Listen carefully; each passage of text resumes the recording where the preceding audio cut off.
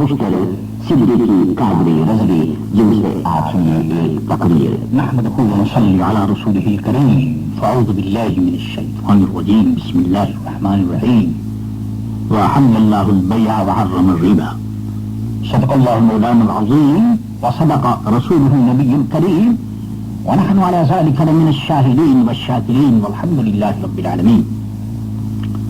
خواتین و حضرات، بھائیوں بہنوں، پیارے روزہ داروں، آج کی صحبت میں میں یہ چاہتا ہوں کہ کچھ حلال روزی کے سلسلے میں اپنا معروضہ پیش کروں اور بتاؤں کہ ہماری زندگی میں حلال روزی کی کتنی بڑی اہمیت ہے.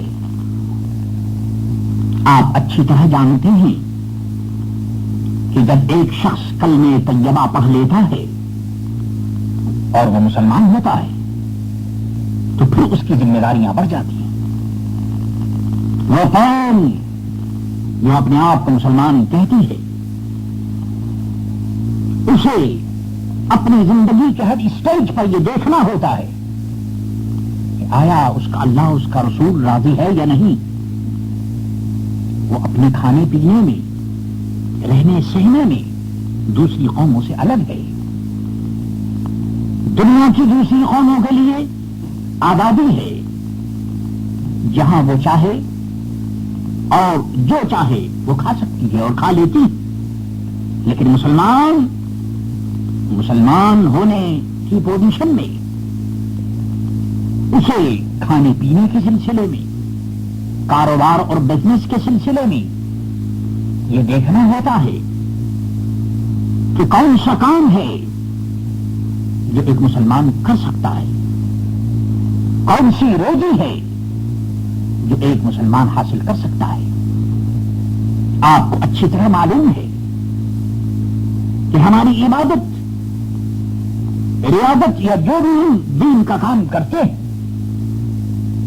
اس کا سارا دار و مدار اس پر ہے کہ ہماری روزی حلال کی ہے یا معاذ اللہ حرام کی ہے.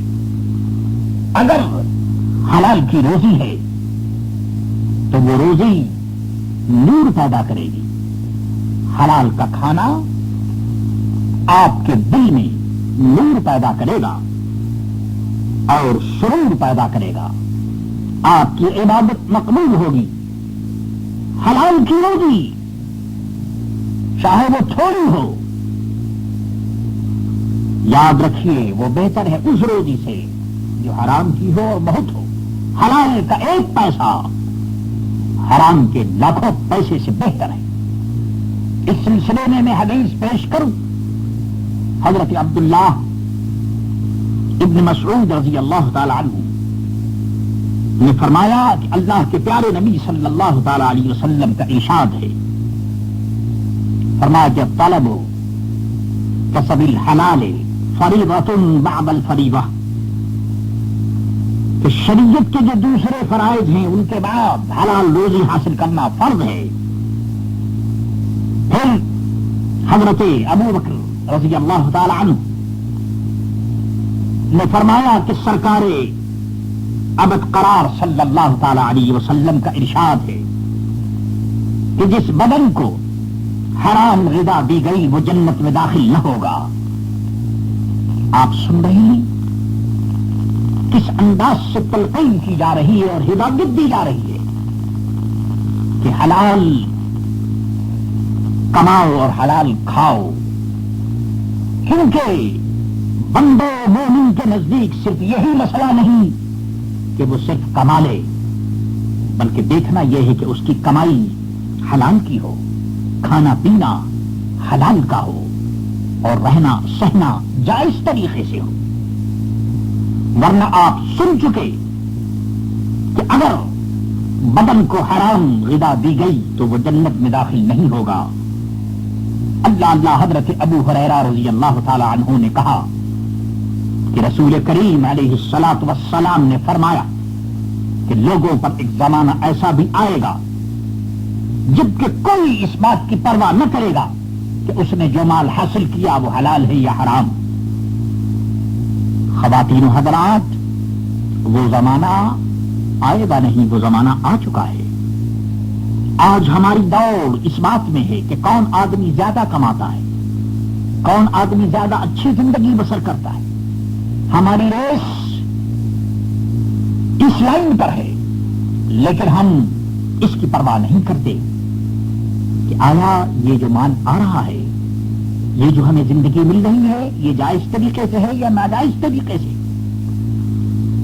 آپ سن رہے ہیں کہ پیارے نبی حضرت محمد مصطفیٰ صلی اللہ تعالی علیہ وسلم کے یہ ارشادات ہمیں بتا رہے ہیں کہ ہمیں قدم قدم پر اس چیز کا احساس کرنا چاہیے، ہمیں سوچنا چاہیے اور دیکھنا چاہیے کہ ہماری کمائی حلال کی ہو.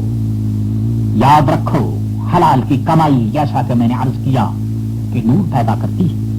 اور پھر یہ حلال کی کمائی صرف یہی نہیں کہ یہ معاملہ صرف آپ تک ہے، نہیں نہیں. حلال کی کمائی اگر آپ نے کمائی تو آپ کا بھی انجام اچھا ہوگا، آپ کی اولاد اور اولاد کی اولاد سب سکھ اور چین میں رہے گی.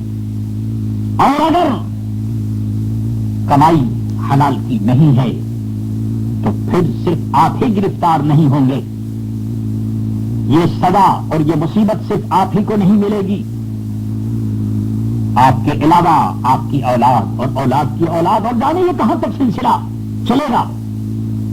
اس لیے حرام کمائی سے جو معاشرہ بنتا ہے، حرام کمائی سے جو سوسائٹی بنتی ہے، یاد رکھو یہ ایک کینسر ہے جو کئی نسل تک یہ چلتا ہے اور یہ بیماری رہتی ہے، اور اس طرح سے معاشرہ اور سوسائٹی خراب ہو جاتی ہے.